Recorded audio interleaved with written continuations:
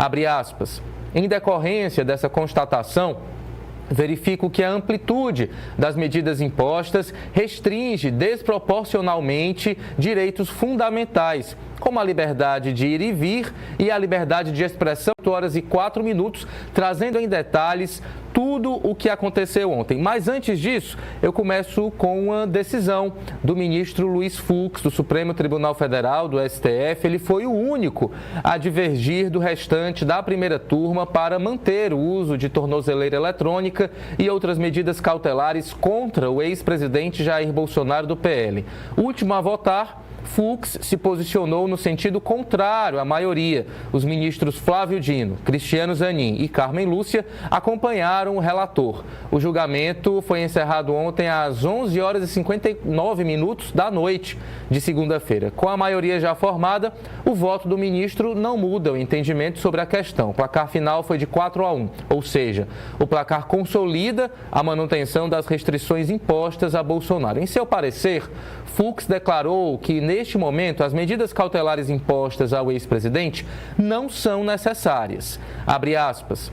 Em decorrência dessa constatação, verifico que a amplitude das medidas impostas restringe desproporcionalmente direitos fundamentais, como a liberdade de ir e vir e a liberdade de expressão e comunicação, sem que tenha havido a demonstração contemporânea, concreta e individualizada dos requisitos que legalmente autorizariam a imposição dessas cautelares, fecha aspas. Em decisão individual publicada na última sexta-feira, dia 18, o ministro Alexandre de Moraes, que é relator desse processo, determinou uma série de medidas cautelares contra o ex-presidente Jair Bolsonaro. Entre elas estão: ponto 1. Uso de tornozeleira eletrônica. Ponto 2. Recolhimento domiciliar entre 7 da noite e 6 da manhã e também durante os finais de semana.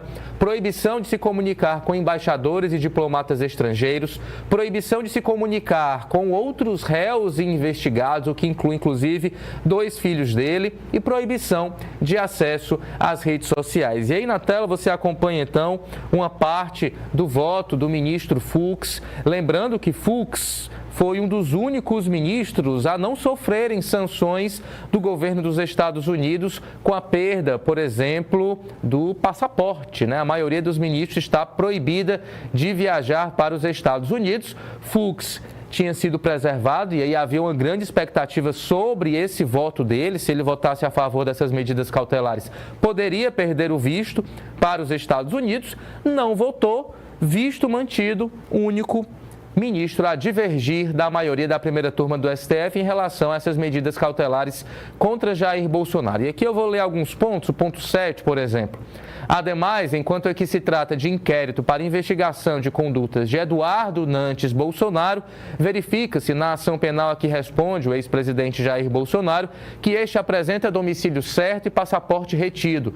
Ao mesmo tempo, a Polícia Federal e a Procuradoria-Geral da República não apresentaram provas novas e concretas nos autos de qualquer tentativa de fuga empreendida ou planejada pelo ex-presidente, de sorte que carece a tutela cautelar do preenchimento dos requisitos de periculum in mora, o perigo da demora, e do fumus comissi delicti, a fumaça da prática do delito, para fundamentar a decisão que, com expressiva gravidade, baseia-se em possível prática ilícita. Ponto número 8. Destaca-se que parte das medidas cautelares impostas consiste no impedimento prévio e abstrato de utilização dos meios de comunicação indicados na decisão. Todas as redes sociais confrontam-se com a cláusula pétrea da liberdade de expressão. Nesse ponto, colhem-se aos ensinamentos do ministro Celso de Mello na jurisprudência dessa corte. Ele lê um trecho dessa jurisprudência de Celso de Mello para também criticar o cerceamento da liberdade de expressão ou da possibilidade de comunicação do ex-presidente Jair Bolsonaro nas redes sociais. Inclusive sobre esse ponto relativo ao uso de tornozeleira, a necessidade de ficar em casa das 7 da noite até às 6 da manhã,